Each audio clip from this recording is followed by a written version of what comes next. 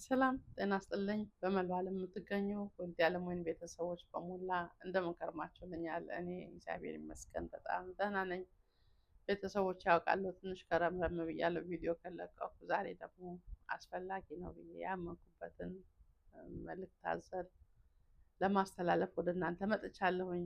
እናንተ ደግሞ ሼር በማድረግ አትጣሙም እና እንደምታደርሱልኝ አምናለሁ። እንደ ሁልጊዜ እንደምለው ስለምታደርጉልኝ ፍቅር የሆነ ኮመንት፣ የላይክ፣ የሼር፣ የሰብስክራይብ ድጋፍ አድርጌ አመሰግናለሁ። ክበሩልኝ።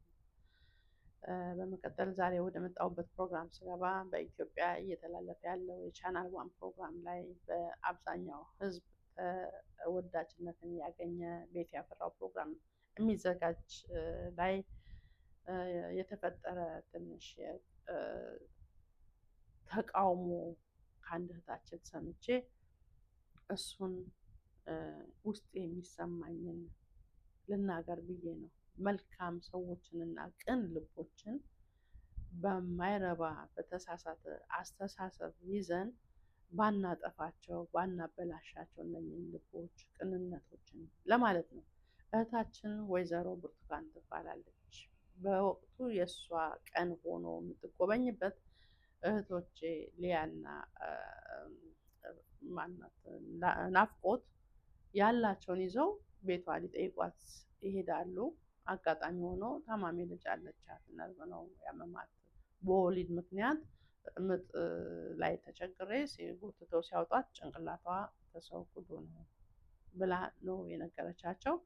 እና እነሱ ደግሞ የቀናነታቸውን መልካምነታቸውን ለማለት የምናውቀው ዶክተር አለና ወስደሽ ታሳክሚያለሽ ዶክተር ዮናስ ይባላል ብለው ይነግሯታል። ደስ ይላታል።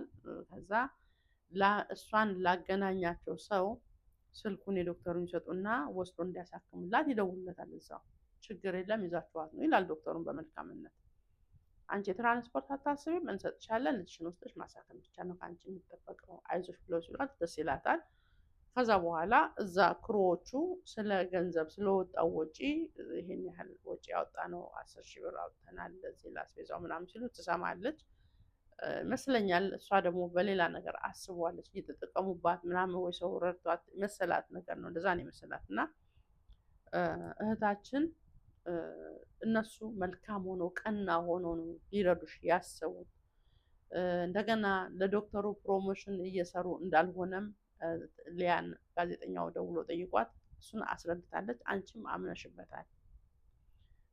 ምንድን ነው ልል የምፈልገው ሰው ሲደረግለት በአቅሙ የተሰጠውን አመስግኖ ደስተኛ መሆን ይገባል እንጂ በእኔ ተጠቀሙብኝ አይነት አሉባልታ ይዞ ሚዲያ ላይ ቀርቦ ሰዎች እነዛን ሰዎች እንዲቃወሟቸውና ቪዲዮቸው እንዳይታይ ለማስደረግ መሯሯጡ አግባብ አይደለም።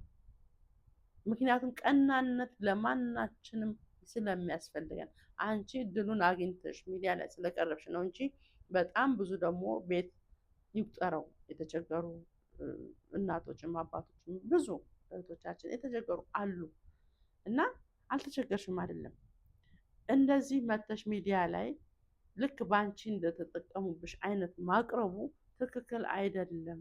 ሰው ደግሞ በድህነትሽ ላይ እነሱ የተጫወቱና የተጠቀሙብሽ መስሎ ስለሚያይ ይሄ ቻናላቸው ካልታየ ዩቱባቸው ከቀዘቀዘ ስለማይከፍላቸው ሌላ ሰው የመርዳት እድላቸውን ትዘጊዋለሽ እና ጥሩ አይደለም። እናስብ ከመውጣታችን በፊት ሚዲያ ዝም ብለን ሆ ብለን አንነዳ።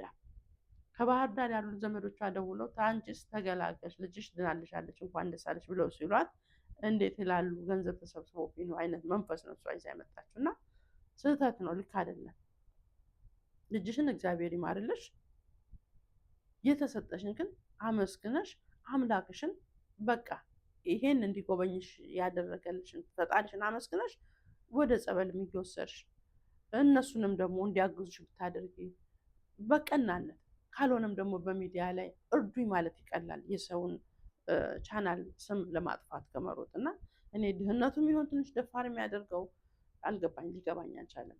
እባካችሁ እንደዚህ አይነት የምታስቡ ሰዎች ለምትረዱት ነገር ምስጋና እንጂ በሌላ መንገድ በአቋራጭ ሰው እንደተጠቀመባችሁ አድርጋችሁ አሉባልታ ይዛችሁ ባትመጡ ለማለት ፈልጋለሁ። አቅራቢውን ደግሞ አደንቃለሁ። ምክንያቱም ጥሩ አድርጓል እነሱን ደውሎ መጠየቁና ማጣራቱ። እንደዚህ አይነት ነገር በጣም ሴንሲቲቭ ነው። ወተት ላይ ጥቁር ነገር ጠብ ሲል እንደሚበከል ማለት ነው እና እንጠንቀቅ ለማለት ነው።